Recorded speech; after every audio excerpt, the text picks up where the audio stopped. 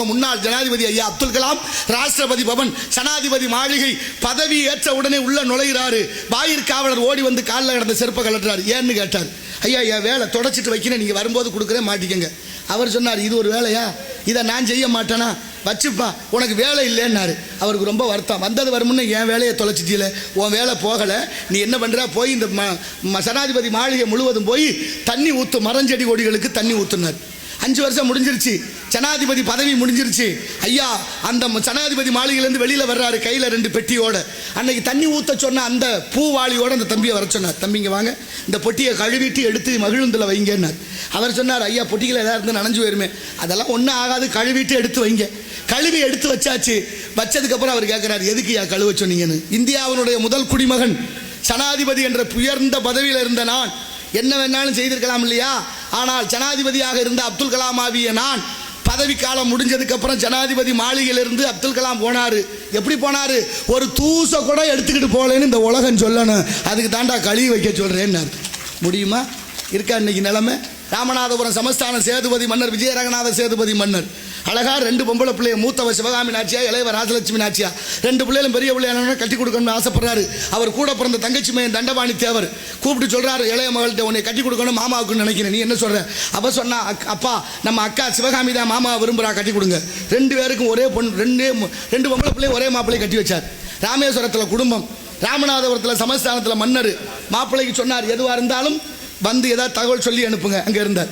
இப்போ ராமேஸ்வரத்துக்கு கோயிலுக்கு போகணும்னா அந்த காலத்தில் பாலம் கட்டலை, படகுல தான் போகணும், படகுல தான் வரணும். கொஞ்ச நாள் கழித்து மருமகன் தண்டபாணி தேவர் இந்த படகுல போகிற வர ஆளுகளுக்கிட்ட ரொம்ப அழகாக 25 பைசா பராமரிப்பு செலவுக்காக, ஆலய பராமரிப்பு செலவுக்காக வசூல் பண்ண சொன்னார். இது நடைமுறையில் வந்துருச்சு. ஒரு நாள் வடக்கேருந்து ஒரு அந்தனர் வந்தார். அவர் வந்து படகுல ஏறி உட்கார போனார். காசு கேட்டாங்க, காசு இல்லைன்னாரு. காசு இல்லைன்னா கூட்டிகிட்டு போக முடியாதுன்னு இறக்கி விட்டாங்க. ரொம்ப கவலைப்பட்டார். காசு இல்லைன்னா கூட்டிகிட்டு போக மாட்டேங்கிறாங்களே, அக்கறையில் ராமநாத சுவாமி பர்வதவர்த்தினி அம்பாள், இக்கரையில் நம்ம அக்கறை இருந்தும் பார்க்க முடியலையே அப்படின்னு வருத்தப்பட்டு இந்த நாடு யாரோட கட்டுப்பாட்டில் இருக்குன்னு விசாரிச்சாரு. ராமநாதபுரம் சமஸ்தானம் நேராக அரண்மனைக்கு போனார். மன்னரை பார்த்தாரு. மன்னா, நான் வடக்கேருந்து வர்றேன், காசியிலேருந்து, என்கிட்ட காசு இல்லை, 25 காசு, என்னை இந்த படகுல கூட்டிகிட்டு போயிட்டு கூட்டியாந்து விட சொல்லுங்க, நான் ஜாமி கும்பிடணும்னாரு. மன்னருக்கு இப்போ தான் காதுக்கு தெரியுது. என்னையா சொல்கிறாருன்னு கேட்டார். உங்கள் மாப்பிள்ளை 25 பைசா கட்டணம் வசூல் பண்ண சொல்லியிருக்காருன்னு சொல்ல கோவம் வந்துருச்சு அவருக்கு. ஏன்டா இதை முதல்ல சொல்லலைன்னாரு. நாங்கள் எப்படி சொல்கிறது, நீங்கள் மாமனார், நாங்கள் உங்கள் மருமை அவர், இதுக்கடையில் நாங்கள் அப்படி தான் கெட்டது. சொந்த பந்தம் ஜாதி ஜனம் மச்சா மாமே அப்படி தான் போச்சு. ஆனாலும் மருமகன் எதிர்பார்க்கல. உடனே தன்னுடைய மருமகன் தண்டபாணி தேவரை கைது பண்ண உத்தரவு போடுறாரு. தண்டபாணியை கைது பண்ணி குற்றவாளி கூண்டில் தகவல் அக்காவுக்கும் தங்கச்சிக்கும் போகுது. பதறி போன அக்காவும் தங்கச்சியும் பல்லக்கில் புறப்பட்டு ராமநாதபுரம் நோக்கி வந்துகிட்டு இருக்காங்க. இங்கே விசாரணை தொடங்குது. குற்றவாளி மருமகன், நீதிபதி மாமனார் கேள்வியை தொடங்குறாரு. உன் மேல குற்றம் சுமத்தப்பட்டிருக்கு, கோயிலுக்கு வந்த யாத்திரியர்கள்ட்ட நீ வசூல் பண்ணதாக 25 பைசா.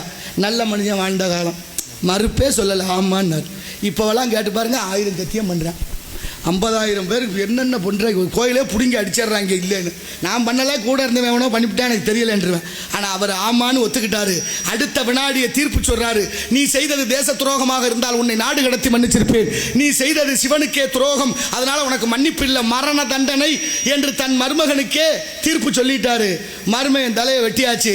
தகவல் அக்கா முன்னால் வந்தவள்கிட்ட போய் சொல்கிறாங்க, சிவகாமி கிட்ட, உங்கள் வீட்டுக்காரர் உங்கள் அப்பா தண்டனை கொடுத்து தலையை வெட்டிட்டாருன்னு. அவ்வளவுதான். அந்த நேரமே பல்லக்க கீழே இறக்க சொல்லி அங்கனே தீ மூட்டி அங்கனே உயிர் விட்டாதான் ராமேஸ்வரத்தில் அக்கா மடம். தங்கச்சிக்கு தகவல் தெரியுது, அவளும் பல்லக்க இறக்கி அங்கனே தீ மூட்டி அங்கனே உயிர் விட்டா, அதான் ராமேஸ்வரத்தில் தங்கச்சி மடம். அக்காவும் தங்கச்சியும் தீக்குளிச்சு இறந்த இடத்திலே அவங்க அப்பா விஜய ரங்கநாத சேதுபதி மன்னர் மடங்கட்டி சோறு போட்டாரு. அதுதான் அந்த பேரு.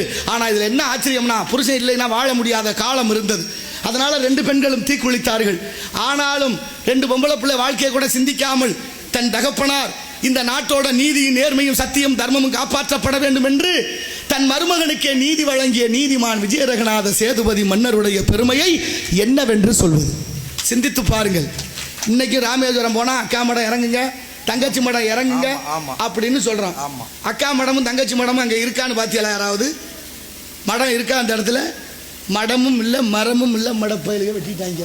சரி, யாராவது உணர்வு உள்ள நீங்க எங்களுக்கு வரலாற்று சின்னம் மடம் வேணும் கட்டி வைங்கன்னு இனிமேலாவது கேட்டு அதை பெற வேண்டும். வரலாறு மிக முக்கியம். ஆகையினால்